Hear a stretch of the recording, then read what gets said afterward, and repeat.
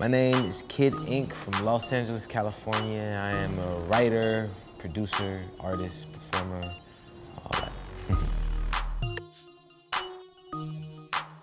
I grew up as a young kid in mid-city, Los Angeles. I moved all the way around from, West LA to Inglewood to, Leimert Park, just all around just LA in general. I would say, I think, my first just passion for the hip-hop culture had to be just around like the 90s when I remember just watching, music videos and seeing things and seeing people like Puff Daddy and really looking at their lifestyle and wanting to imitate that.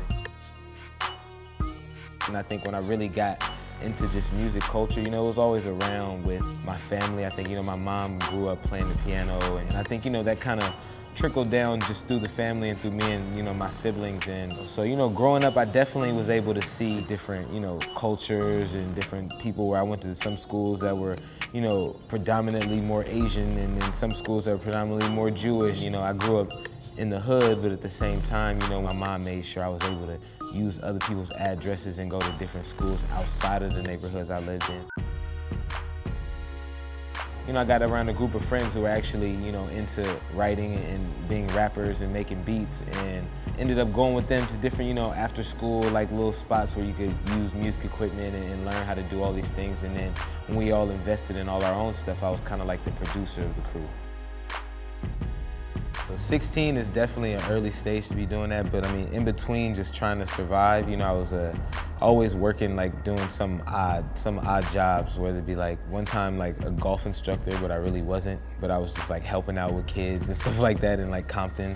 I've done just weird stuff just to, get money. I've done side acting jobs, extras, and all kind of different stuff like that. I think, I just came from a hustler family and we just did everything that could get a check. LA is kind of a place where we're not subject to one type of sound, but once we find something, we definitely know how to run with it.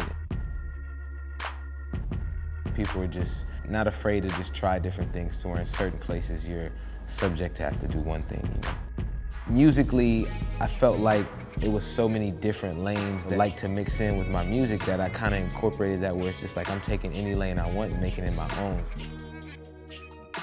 When I'm performing, of course, I'm doing it for the fans. I'm a real laid-back, chill guy. So when I get on stage, it's explosions. I try to give as much energy as I can, and I get all that energy from, from the fans.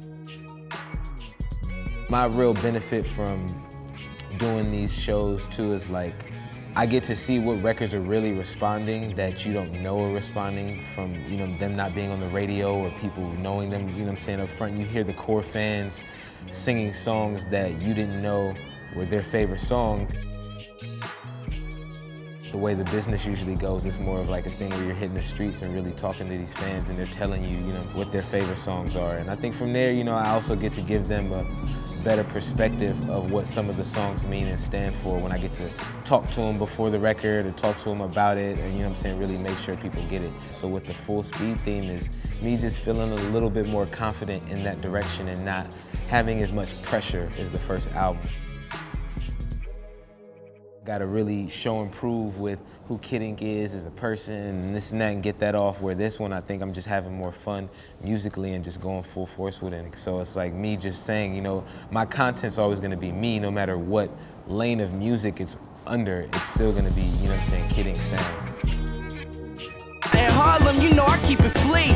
West Coast grind, keeping East Coast time, cause I'm up getting money for the sun even shine.